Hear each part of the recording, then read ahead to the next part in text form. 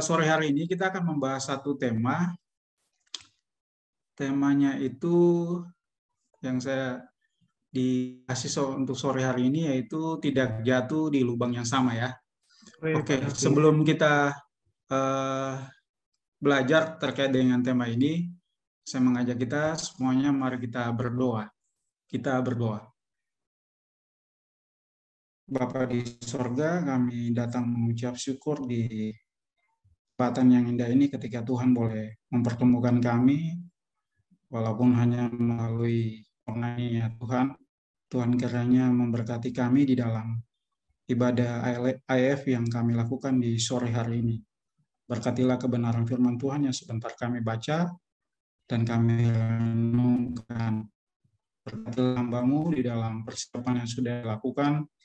Kiranya kami boleh sama-sama belajar dari kebenaran firman-Mu dan kami boleh menghidupinya di dalam hari-hari kehidupan kami. Berfirmanlah kepada kami ya Tuhan, karena kami sudah sedia untuk membaca firman-Mu dan merenungkannya.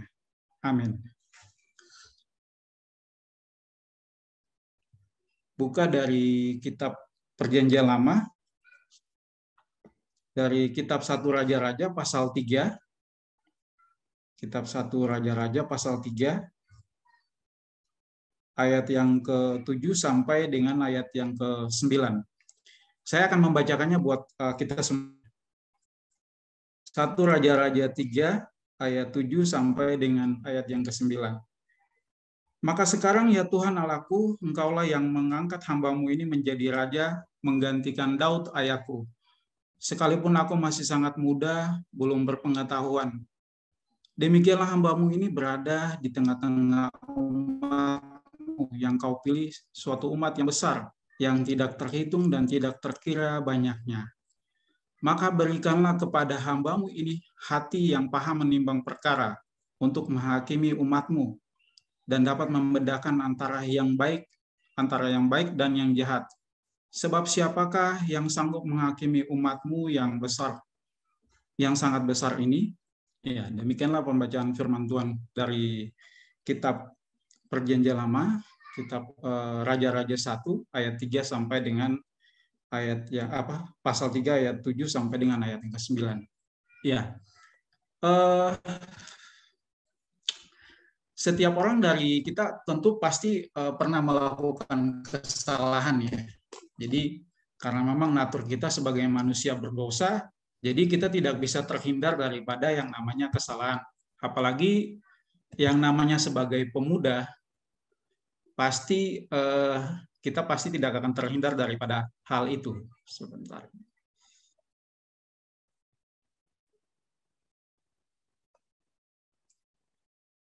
Ya, kita pasti tidak akan terhindar daripada hal itu.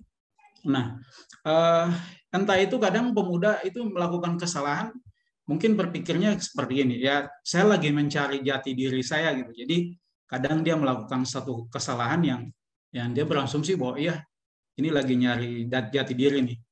Atau mungkin kadang dia berpikir bahwa ya dengan melakukan banyak kesalahan, jadi banyak makan asam garam di dalam kehidupan sehingga memiliki banyak pengalaman kehidupan.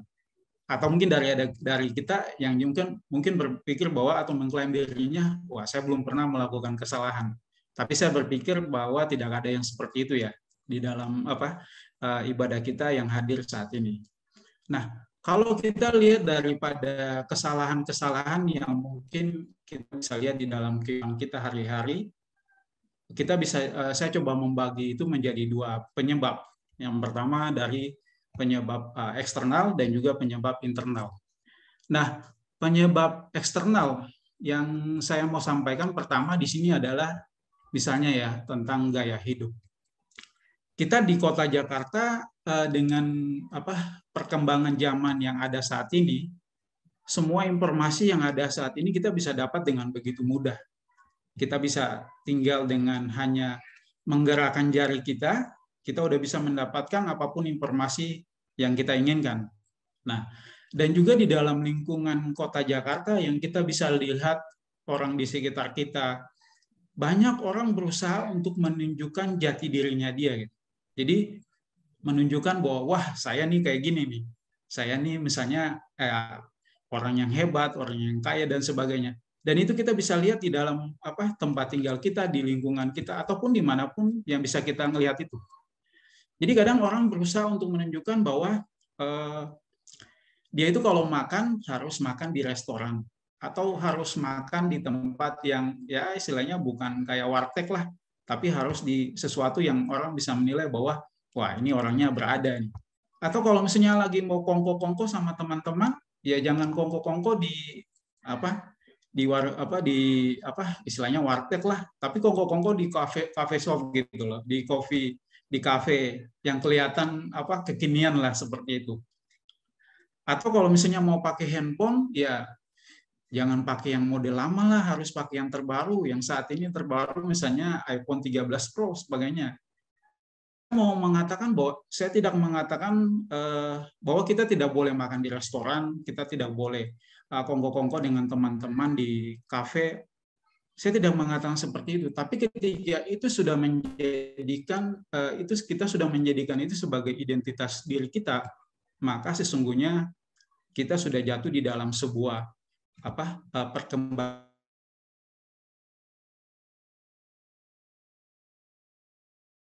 Saya lihatnya seperti itu. Banyak di dalam acara-acara podcast yang misalnya kita bisa lihat ya beberapa artis yang punya podcast ya. Jadi ketika dia menginterview narasumbernya itu, banyak dari mereka yang mengatakan misalnya ada yang profesinya itu sebagai dalam tanda kutip pria atau wanita penghibur lah seperti itu. Jadi alasan mereka jatuh kepada dunia itu yaitu tadi gaya hidup.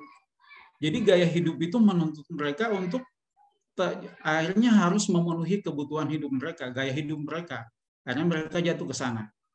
Jadi yang saya mau sampaikan di sini adalah bahwa gaya hidup kadang seringkali menjadi satu tuntutan yang kalau misalnya kita tidak hati-hati itu bisa membawa kita kepada suatu dosa yang kadang itu bisa dilakukan sebagai sebuah profesi ya. Ya mungkin kita bisa lihatlah banyak di podcast orang melakukan sebagai seorang PSK ataupun laki-laki penghibur dan lainnya, itu dia merasa halal dan itu ya karena untuk menjamin kehidupannya, untuk memenuhi tuntutan hidupnya saat ini gitu. Itulah profesi yang kadang kita bisa lihat di YouTube ataupun media sosial lainnya. Nah, itu yang pertama tentang gaya hidup. Yang kedua, faktor eksternal yang bisa saya sampaikan adalah misalnya ketipu karena investasi bodong gitu. Saya nggak tahu dari teman-teman seringkali mengikuti informasi saat ini nggak ada kasus investasi bodong misalnya binomo atau robot trading dan lain-lainnya sebagainya. Jadi orang diiming-iming untuk mendapatkan uang yang banyak atau ingin menjadi kaya tanpa harus bekerja keras. Jadi ya udah tinggal masukin duit sekian dengan skema Ponzi atau mungkin skema MLM, dia udah bisa mendapatkan uang dengan hasil yang banyak gitu. Jadi ini banyak sekali pemuda yang ada sampai saya baca di berita ya, ada yang sampai bunuh diri gitu karena kasus-kasus seperti ini.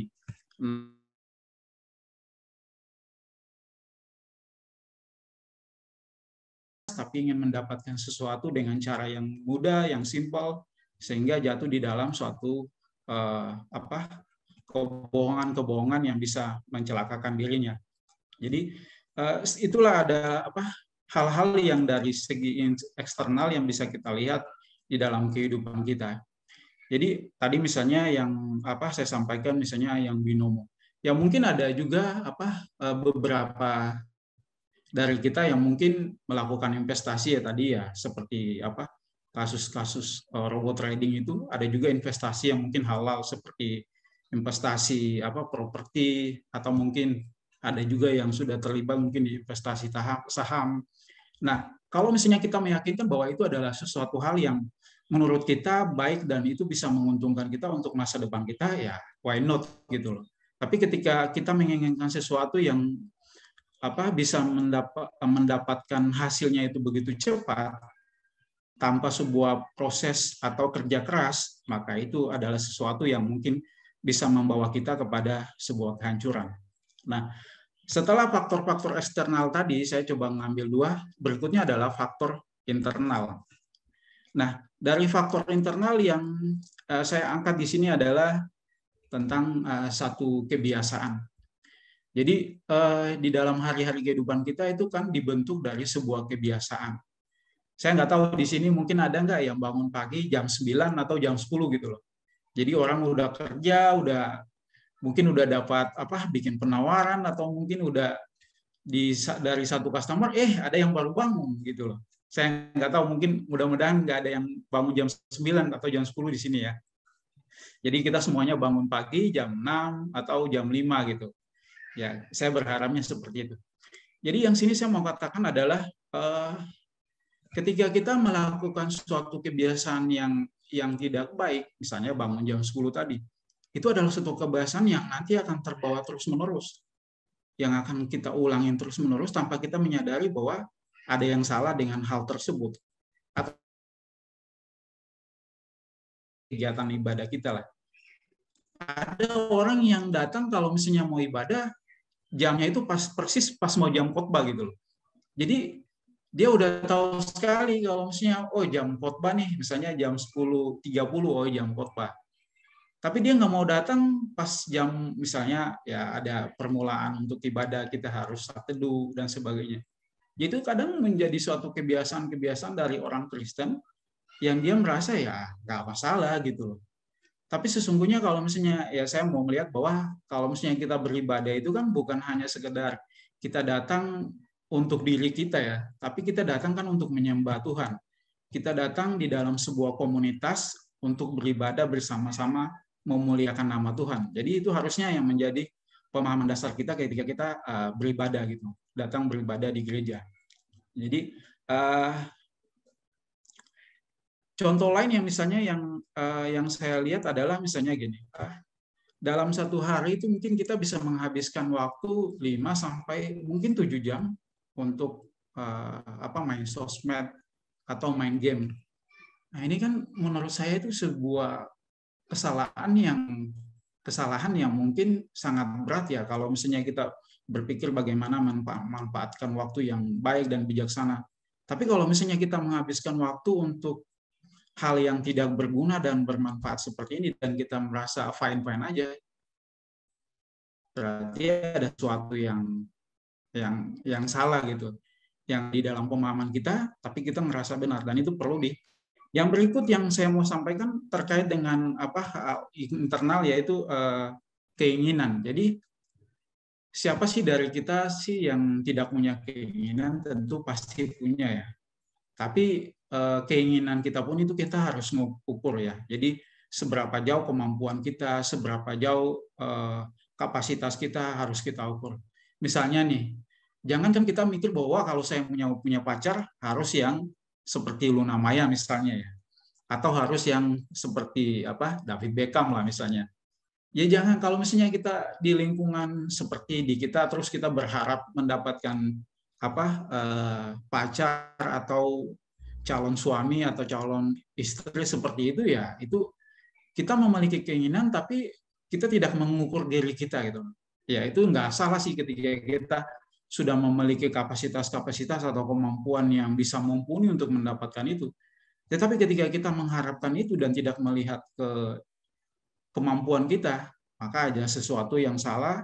Itu adalah sesuatu hal yang salah yang perlu kita koreksi dan kita perbaiki. Nah, selanjutnya setelah melihat kesalahan-kesalahan yang di atas, apa yang harus kita lakukan sebagai seorang pemuda?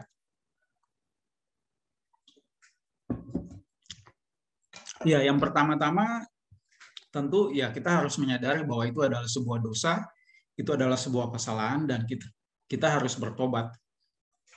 Nah, kita harus bertobat dan pertobatan itu bukan sekedar sebuah pengakuan bahwa saya sudah bersalah dan setelah itu ya udah. Tapi pertobatan itu harus sungguh-sungguh dan itu pertobatan yang sejati.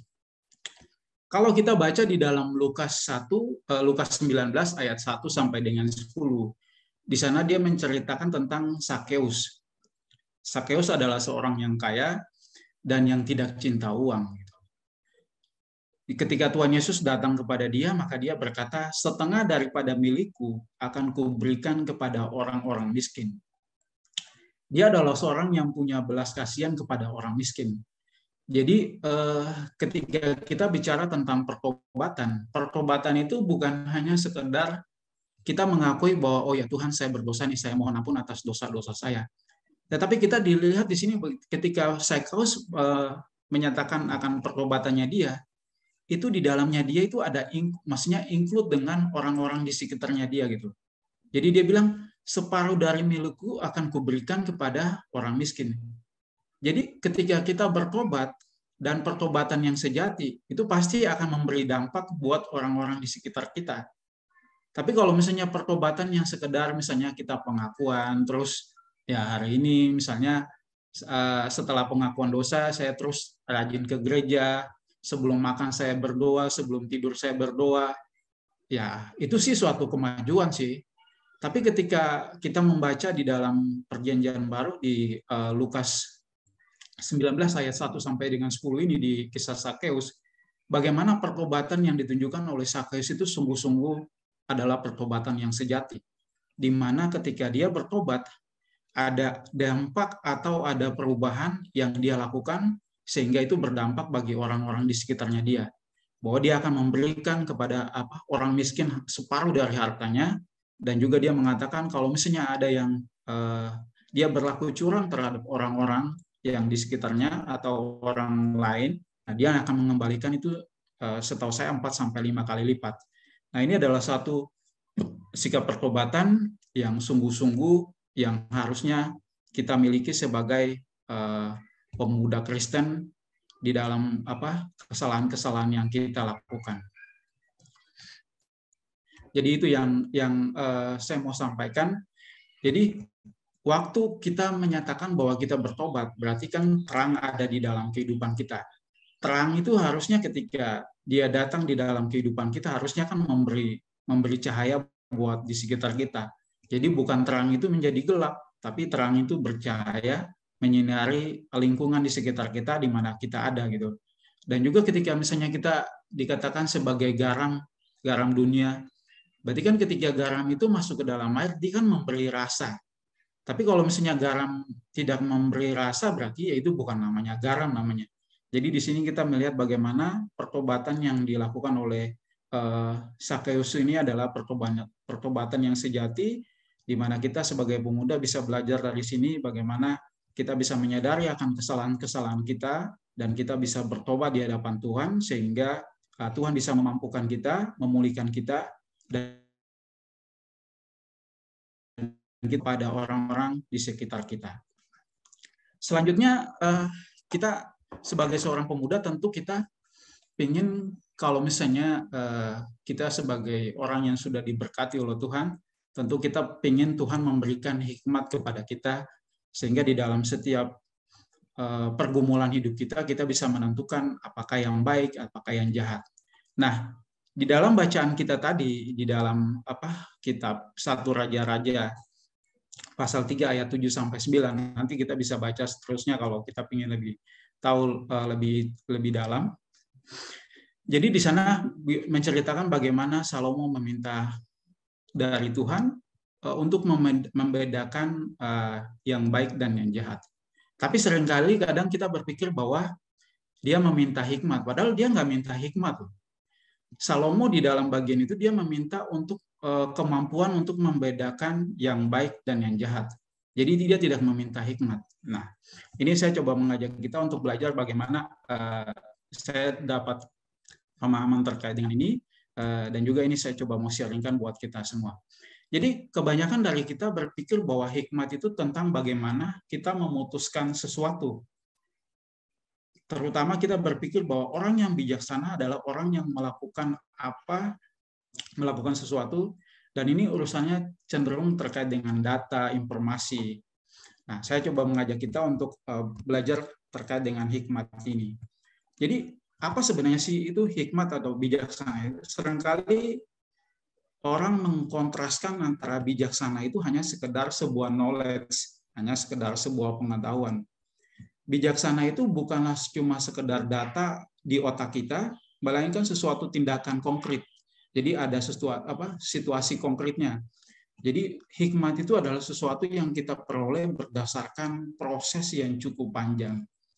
Jadi kadang kalau misalnya kita bilang, waduh saya ingin dapat hikmat nih, ya orang namanya hikmat itu nggak 1-2 hari itu, tapi itu adalah sebuah proses yang cukup panjang, di mana itu kita harus belajar terus-menerus menggali kebenaran firman Tuhan, belajar dari orang-orang yang memiliki kemampuan bukan hanya sekedar dari segi teologi, tapi orang-orang yang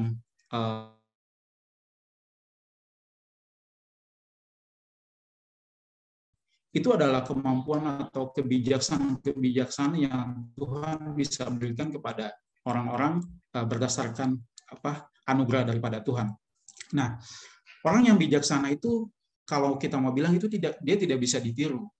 Ketika kita berusaha untuk meniru atau menjiplak orang yang bijaksana, kita jadinya bodoh gitu. Jadi kita seperti orang bodoh. Karena wisdom atau bijaksana itu malah butuh sebuah proses atau butuh sebuah waktu yang cukup lama. Jadi di sini saya mau ngajak kita bahwa betul sih kalau misalnya kita sebagai pemuda kita ingin memiliki hikmat dan memiliki bijaksana. Tapi memiliki hikmat dan bijaksana itu prosesnya akan sampai Tuhan memanggil kita. Jadi bukan hanya, oh ya, mungkin sampai usia 40 saya udah punya pemahaman atau memiliki hikmat yang, wah, kata orang hebat lah. Enggak. Di dalam Alkitab itu mengatakan bahwa proses untuk mendapatkan hikmat itu adalah proses bertunggu sampai Tuhan memanggil kita, sampai kita dipanggil oleh Tuhan. Gitu. Nah, di dalam kitab Amsal ayat 6 sampai dengan 6, di sana dikatakan bahwa, hai pemalas, pergilah kepada semut, perhatikanlah lakunya, dan jadilah bijak. Ayat ini terkenal sekali di dalam, ya istilahnya kadang kita bilang ini sebagai ayat emas lah. Tapi bagaimana caranya kita menjadi bijak? Apakah dengan memperhatikan atau mempelajari semut? Terus apakah Amsal memberitahukan kepada kita bahwa semut itu punya sifat A, punya sifat B, punya sifat C, dan seterusnya. Tetapi di sini Amsal mau mengajak kita untuk memperhatikan atau mengobservasi. Jadi yang namanya observasi itu butuh proses gitu loh, jadi butuh waktu. Sama juga ketika kita membaca Alkitab dengan menggunakan kacamata seperti ini, yaitu mengobservasi atau memperhatikan. Nah, di dalam Alkitab ada berbagai macam studi kasus yang bisa kita observasi. Misalnya di dalam kitab Kejadian ya, misalnya ya, kita mendapatkan kasus perseteruan yang pertama yang terjadi di muka bumi atau persaingan antara Kain dan Habel yang membawa kepada kematian. Nah, di kisah yang terakhir di dalam kitab Kejadian itu kita bisa mendapatkan juga adalah kisah persaingan atau perseteruan antara Yusuf dan saudara-saudaranya. Namun di perseteruan yang terakhir ini dia membawa kepada sebuah kehidupan, tapi yang pertama itu membawa kepada kematian. Jadi dengan mengobservasi ini kita menjadi tahu bahwa oh iya, ternyata di kitab Kejadian, di kejadian antara di dalam kisah Kain dan Habel itu membawa kepada kematian. Tetapi ketika kita mengobservasi di kejadian yang terakhir, bagaimana Yusuf dan saudara-saudaranya, tapi itu membawa kepada sebuah kehidupan. Nah, dengan demikian kita bisa melihat bahwa Alkitab sebagai sebuah kumpulan kasus-kasus yang kita bisa observasi, dan kita tidak dapatkan kalau cuma mengandalkan observasi yang sekedar saja gitu loh. Tapi kita harus benar-benar belajar.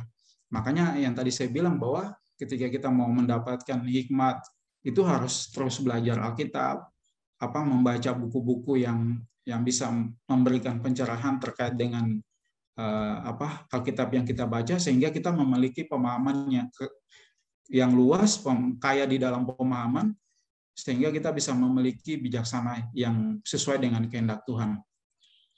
Nah, seperti yang kita baca tadi di dalam Salomo pasal 1 Raja-Raja pasal 3 yang menceritakan tentang bagaimana dia meminta kemampuan dari Tuhan untuk membedakan yang baik dan yang jahat.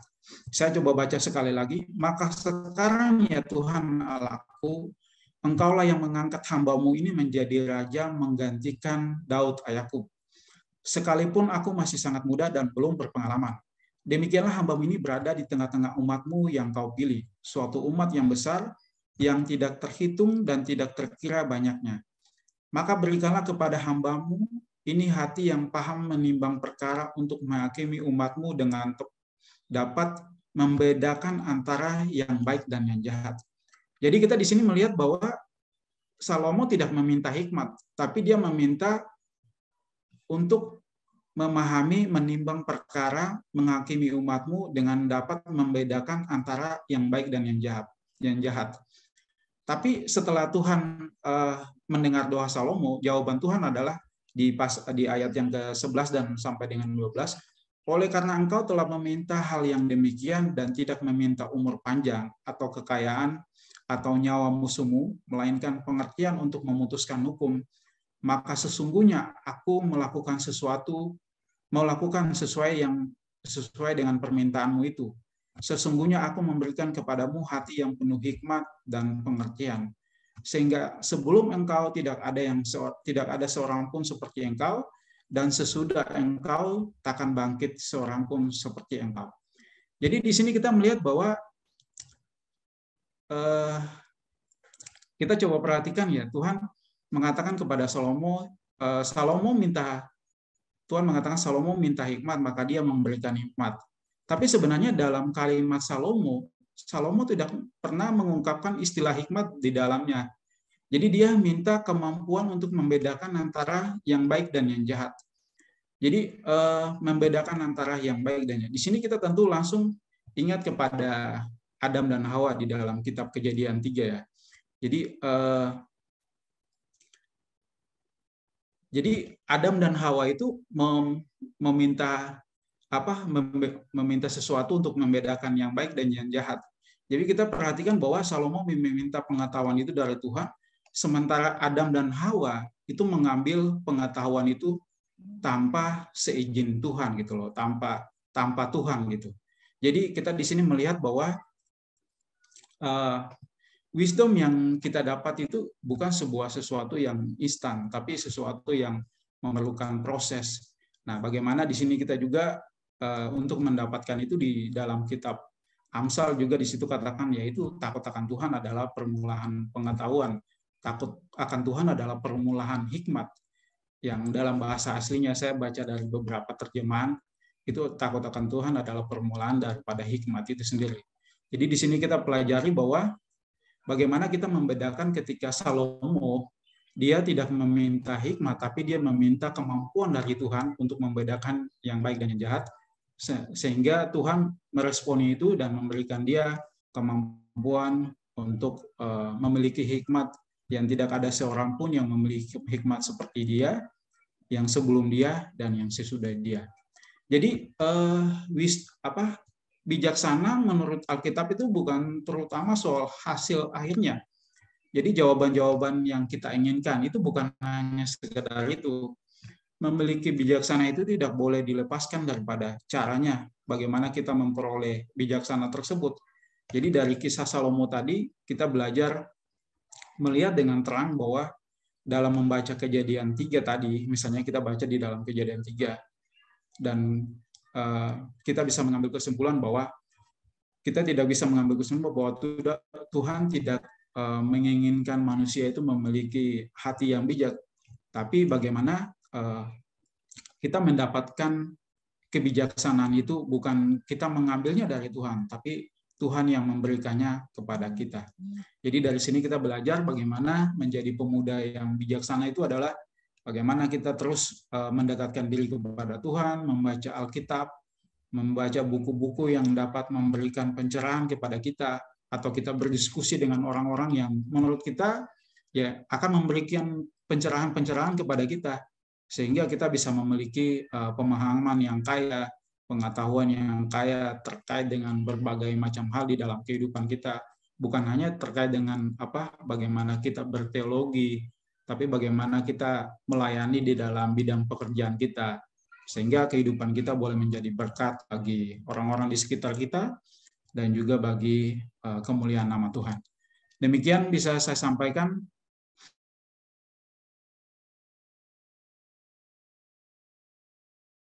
Ada Pak Jimmy, kita bisa sama-sama sharing kalau misalnya ada saya tidak bisa menjawab. Terima kasih.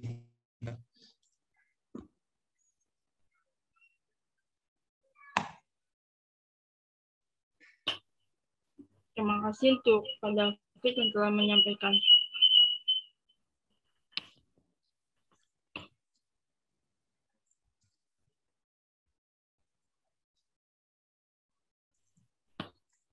Terima kasih untuk Pak David yang telah menyampaikan kebenaran firman Tuhan pada sore hari ini. Sebelum ditutup dalam mungkin doa, kalau nggak ada saya berdoa dulu ya. Kak, ada yang mau nanya? Ada pertanyaan Oh ya, dari boleh. teman-teman.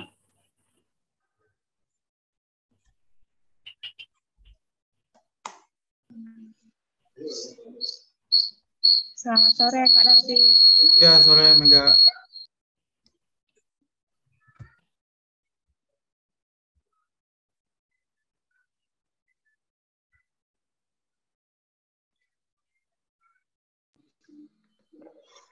Sore Kak. Ya.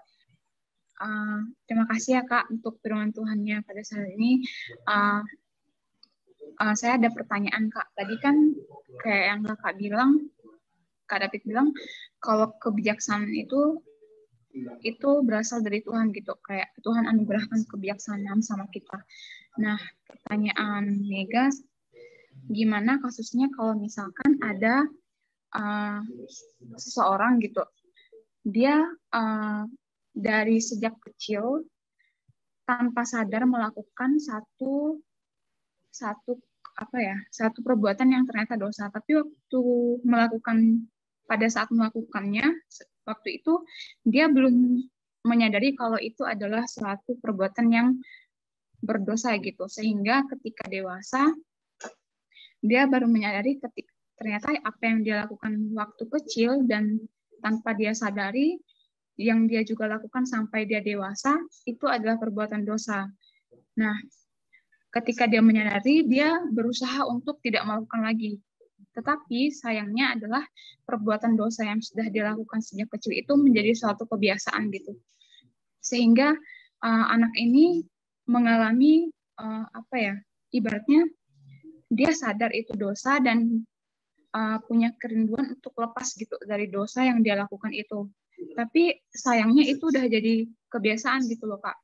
Nah, pertanyaannya adalah di kasus ini itu gimana ya Kak menurut Kakak? Apakah anak ini kasusnya kan dia udah sadar itu dosa dan dia juga lagi berusaha untuk nggak ngelakuin dosa yang ternyata udah jadi kebiasaan gitu dari hal kecil yang dia anggap biasa sampai dia sadar itu dosa, dia akhirnya susah sendiri gitu untuk lepas dari dosa itu.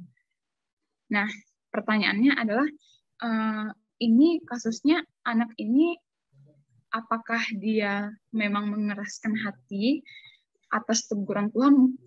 Karena menurut saya pribadi pasti ada gitu teguran yang Tuhan kasih ke kita ketika kita ngelakuin sesuatu yang berulang-ulang itu tuh adalah dosa gitu menurut saya ya Kak, maksudnya. Tapi apakah di satu sisi memang ini proses kayak yang Kakak maksud tadi itu kan kebijaksanaan dari Tuhan, mungkin pada saat itu dia belum mendapat kebijaksanaan untuk untuk berpikir lebih lebih sadar lagi gitu kalau itu tuh adalah dosa gitu, sehingga masih dalam proses ada kayak ajaran Tuhan gitu yang belum benar-benar bikin dia sadar gitu loh Kak. Itu sih Kak pertanyaan. Ya. Terima kasih. Ya, jadi yang saya sampaikan tadi bahwa memang kebiasaan itu sesuatu hal yang sangat berdampak sekali sih buat kita ya. Jadi kita bisa melakukan sebuah dosa yang menjadi sebuah kebiasaan, tapi kadang kita bisa juga menyadari bahwa kita merasa bahwa itu bukan dosa gitu. Jadi itu bahaya sekali, sebuah kebiasaan yang buruk. Nah, terkait dengan kasusnya Mega tadi, menurut saya sih yang tadi saya sampaikan terkait dengan pertobatan sejati dari Sakeus ya. Jadi kalau misalnya orang yang bertobat itu di satu sisi dia ingin untuk berubah, tapi memang kita pun harus hadir sih, maksudnya sebagai gereja. Makanya saya tuh sangat rindu ketika misalnya beribadah bersama-sama gitu loh. Jadi kalau misalnya ibadah online tuh kadang saya merasa gimana gitu. Tapi ketika ibadah bersama dengan jemaat,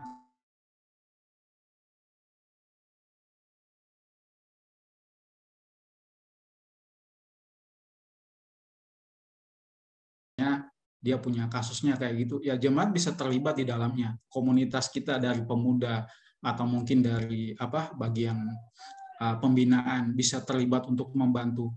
Sehingga anak tadi bisa menyadari, ya kita udah pasti tahu bahwa kalau misalnya dia udah tahu bahwa itu dosa, ya udah pasti itu dosa dan itu harus ditinggalkan. Dan dia harus sungguh-sungguh untuk meninggalkan itu. Nah, yang tadi yang saya sampaikan adalah gereja harus hadir di sana sehingga bisa membantu dia untuk dia bisa terlepas daripada dosa yang dia lakukan. Ya, ini terkait dengan hal-hal yang mungkin secara pemahaman gereja bisa membantu ya. Tapi ada juga mungkin kesalahan-kesalahan, misalnya kayak kita bilang narkoba ya. Itu kan sebuah proses yang memang harus bantuan dari pemerintah, misalnya rehabilitasi dan sebagainya. Tapi ketika dia ada di dalam sebuah komunitas seperti di gereja, maka gereja pun harus membantu dia untuk bisa terlepas daripada dosa dia yang itu. Ya, itu mungkin jawaban dari saya. Mungkin Pak Gelen atau Pak Jemi bisa kasih pendapat juga sehingga kita bisa punya kekayaan dalam pemahaman terkait dengan kasus ini. Ya, silakan. Aman bro, aman, setuju. Ya, Pak Gelen silakan Pak. Idem. Sama dengan atas. Ya, itu mungkin sih Mega dari saya ya. Jadi memang perlunya sebuah pergaulan, maksudnya komunitas ya, kita sebagai teman-teman ya, mungkin misalnya temannya Mega ya, Mega harus bantu dia, membawa dia ke dalam sebuah komunitas gereja sehingga gereja pun bisa melihat itu, mengarahkan dia untuk menyadari akan dosanya dia dan dia bisa bertumbuh kepada suatu kebiasaan yang baru yang bisa membawa dia kepada sebuah pertobatan yang sejati. Ya, itu sih dari saya.